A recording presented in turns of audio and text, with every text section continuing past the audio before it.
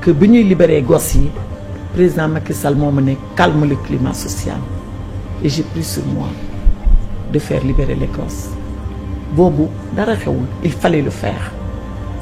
le faire par nous-mêmes pour nous-mêmes et pour le pays jeex na il y avait aucune condition maintenant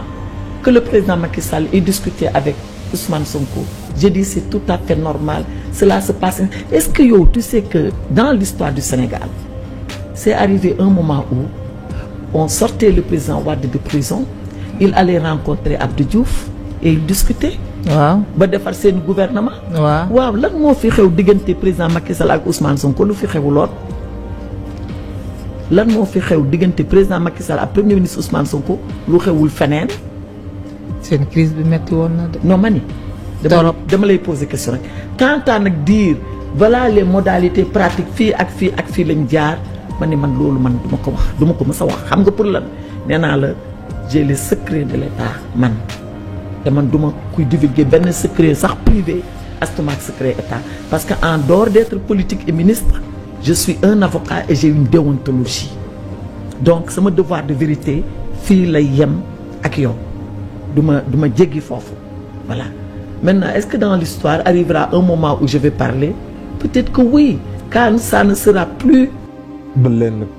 jàmm yéen ñi nga xam ne rek yéenay topp les talibé Sonko TV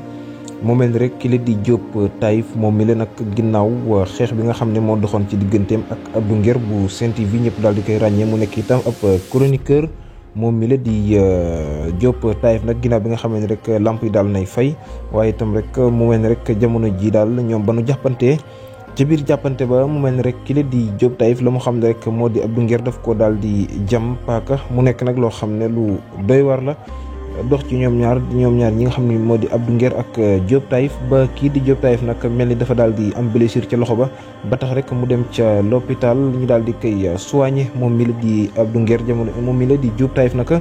di wax ne ki la di Abdou Nguer daf ko daal di jam kon moom daal jamono ji daal dinay porter plainte moom mi la di Abdou Nguer ni ki tey jii contre rek Abdou Nguer waaye nag la doy waar ca mbir ma moo di rek ginnaaw bi nga xam ne ñoom ñaar daal nañuy jotee ba kile di Diop Taïf daal dem ca police daal di porter plainte ginnaaw bi mu jógee ca l'hôpital mu mel ni rek kile di journaliste bii di Madiambal Diagne dafa daal di bind ne kii di Diop Taïf dafa daal di gaañ Abdou Nguer